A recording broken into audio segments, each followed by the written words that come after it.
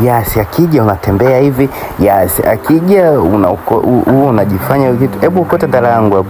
Akaojinama kauko chioma ana ambapo. Ghafla oni inapigwa.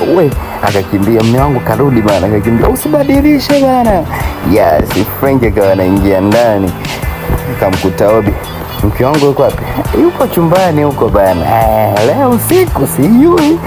Yes, mwambie na nilea iname chini ya ukote kitu. Obi huko anacheka kaenda kujipoza kwenye AC. Yes. Siku nyingine Sonia amekuja. Yes. Ghafla Obi anaingia. Shemeji, nimekuona barabarani huko. Nimeita lakini hukunisikia. Yaani nimeita shemeji lakini ukawa kimya. Sonia, kwa hiyo siongei na wewe, naongea na shemeji yangu Frank. Yes. Sasa uone unamtomea mate ya mtu anakula bana. Ushukuru sana kwa hii AC, maana inanipoza. Yaani nisingekuwa AC ningekupiga. Na mimi ndo nilimwambia ongeze speed ya gari nilivyosikia unaita. Kwa single lady una control mtu aliyeoa. Samani boss. Hivi kweli yeye ndo aliyekwambia uongeze speed ya gari? Yaani single lady unamcontrol mke aliyeoa. Yaani rafiki unamcontrol mume wa mtu serious. Haya, sema sawa tu. Haina shida. Yaani namchukia huyu mwanamke. Hakutaki kuongea naye namna hiyo bana. Sasa umemwambia ili iweje? Kwani hata akijua atafanya nini? Karudi ananyata, kachukua chakula kakimbia nacho. Frank ajifanya jaona, maana naye kashaanza kumchoka huyu binti. Yes. Kamfuata huko, kashamchoka bana. Kaona acha akamalizane huko. Siku nyingine huko Sonia anasema, najisikia vibaya sana. Yaani akiwepo rafiki yake mume wangu najiona kama mfanyakazi yani. Sema inatakiwa kesho tumfungie mlango asiingie. Kesho Sonia amekuja gonga lakini watu kama wasikii. Anapiga simu kwa Frank naye kama anajua vile akupokea simu yake. Wakakumbatiana kwamba ombi lao limekubaliana. Siku 2 wakakutana na Sonia. Frank anamwambia, ni siku 2 sasa hizi sijakuona pale nyumbani. Sema yaani wewe unamrusuje rafiki wa mke wako anifungie mlango mimi nisingie ndani kwako kisa rafiki wa mke wako? Serious Frank, upo serious? Mimi nilikuwa sijui. Na kwa nini nikupigia simu ukupokea? Simu sikuiona pia Sonia. Sio kwamba nifanye makusudi. Sasa mwambie mke wa rafiki yako inatakiwa aondoke pale nyumbani. Yes, usiku umefika. Frank anamwambia mke wake, nataka na nili rafiki yako aondoke. Sonia akasema, okay sawa ataondoka kwa sababu najua ni maamuzi ya rafiki yako. Yes.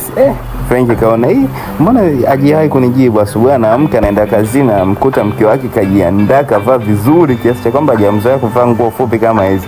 Alafu akamwambia, "Samani huwa nitatoka lakini nitaka nikwambie." "Kanani unatoka?" Na ukiwa umevaa hivyo?" "Hapana, ninazo zingine ndani."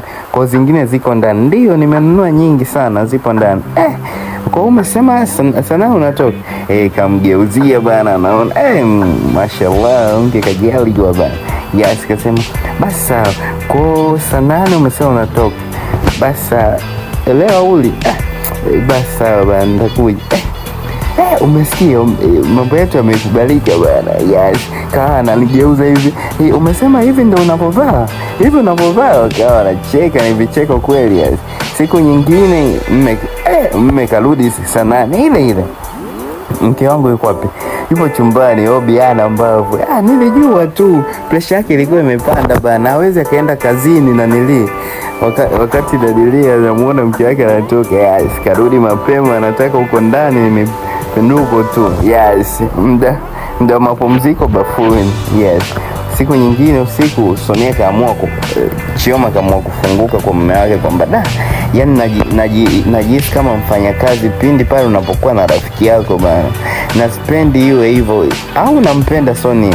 Kasema, "Hapana, simpendi."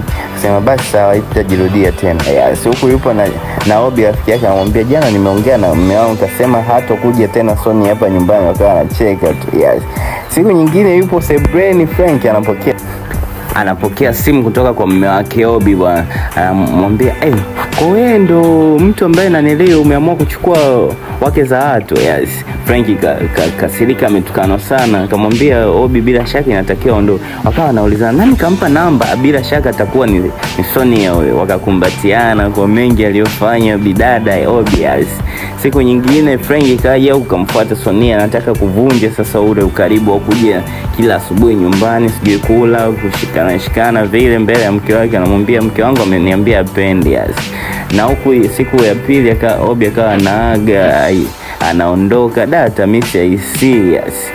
Basi Mwamba asubuhi siku iliyofuata kaamua kumwandalia mke wake na kumuomba msamaha kwa vitu vingi ambavyo vimetokea katikati yao.